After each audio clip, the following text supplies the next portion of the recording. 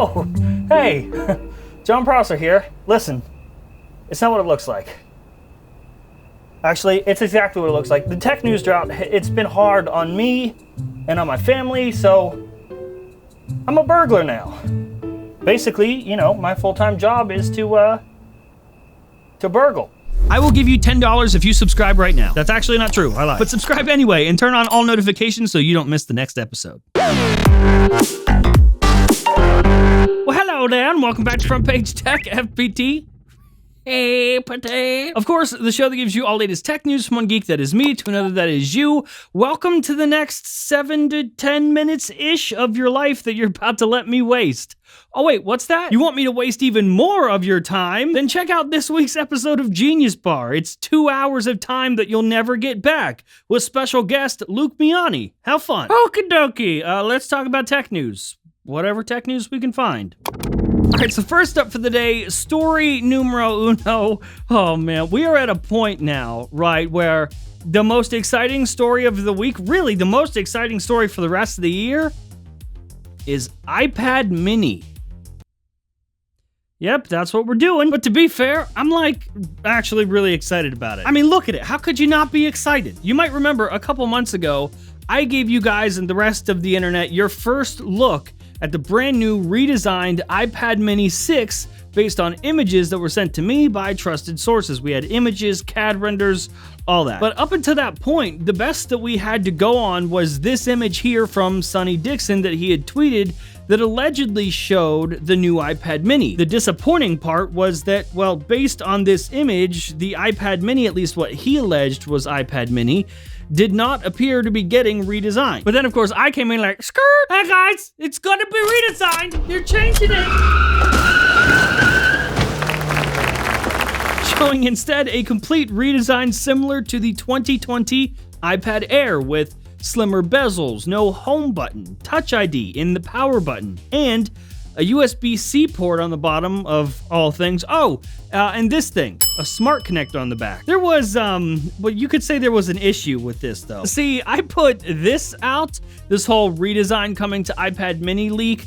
I put that report out just days after getting my last one wrong about a MacBook Pro coming to WWDC. So you can see naturally how some people were skeptical about this iPad mini report. But throughout this past week, we've gotten all sorts of new info to help back this up. First, from 9to5Mac, they basically backed up the most shocking parts of my iPad mini redesign information, saying that according to their sources, the new iPad mini will feature the A15 chip, have a USB-C port instead of Lightning port, and feature a smart connector on the back. So far, so good, right? But then, things got a little funky. They got a little weird. Because after that 9to5Mac exclusive, we got a new report from DigiTimes. Now, the good news, they repeated my claim of Touch ID coming to the power button. But then they said this. They claimed that the iPad mini 6 will have a mini LED display. And if you're like, wait a minute, that does not sound right. You'd be correct. It does not sound right at all. I mean, after all, this is a lower end iPad, right? It's small. It's iPad Air, but not. It's iPad Air, but small. I know Apple is mini LEDing all of the things right now, but is it really necessary on iPad mini? Do we really gotta? Do we have to? But then, gasp! The drama! Ross Young, a display analyst that is far more accurate than DigiTimes, and if anyone would know about displays, it would be him. He chimed in saying that DigiTimes was wrong. The report was incorrect. That there would not, I repeat, not be a mini LED display in this new iPad mini. So there you go. DigiTimes eat shit yet again, as they always do. They're rated like 60-something% on Apple Track, which not great. But listen, I still stand by this. I still think that this is the most exciting product left for this year. This just seems like the perfect bedtime iPad. I love my iPad Air. Use it all the time, prefer it over an iPad Pro, but even in bed, this is a little too big for my tiny baby hands. So you bet your sweet ass that when this iPad mini comes out and it's just like this, but small, I'm gonna buy that. I'm gonna buy it so hard, I'm gonna lay in bed with my tiny baby hands and my tiny baby iPad. All right? Now let's pay some tiny baby bills.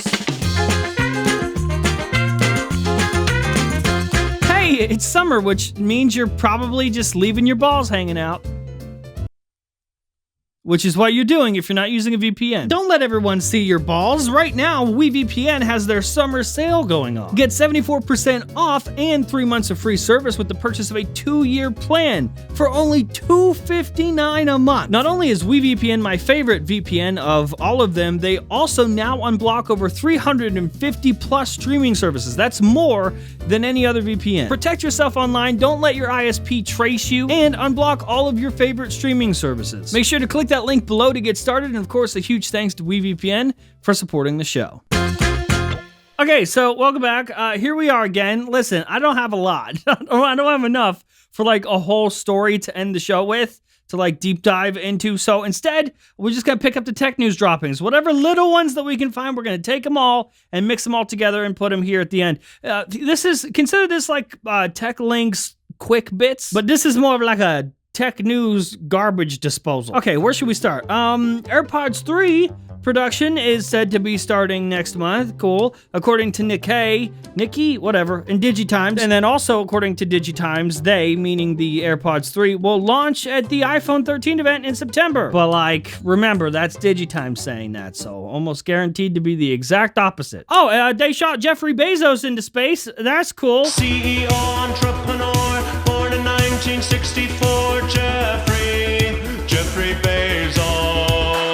What else happened this week? Oh, another exclusive from 9to5Mac. According to them, Apple is internally testing a new external display that has an A13 chip inside, as well as neural engine something or other to accelerate machine learning tasks or whatever. And then, Kuo-Ming Chi says that the new 13-inch MacBook Air will launch in the middle of 2022.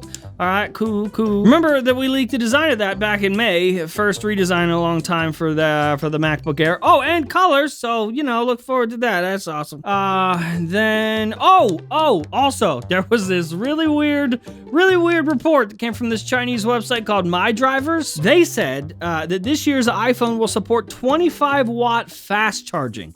Kind of sketchy, kind of sus, but here we are. We need the tech news. Thank you very much. This would be 5 watts faster than the current iPhone 12 lineup, and also put the iPhone in line with Samsung's Galaxy S21 fast charging that also supports up to 25 watts. Oh, there it is. There we have it. That's the title. That is going to be the title for today's show. Tell me the fanboys would not go crazy over iPhone 13. Finally, it's good at Samsung. Oh, God. I hate YouTube. I hate YouTube sometimes. I don't want to title the videos like this. I don't want to have to do this, but this is how the game is played, boys.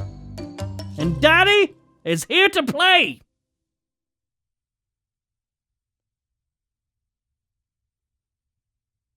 I'm leaving.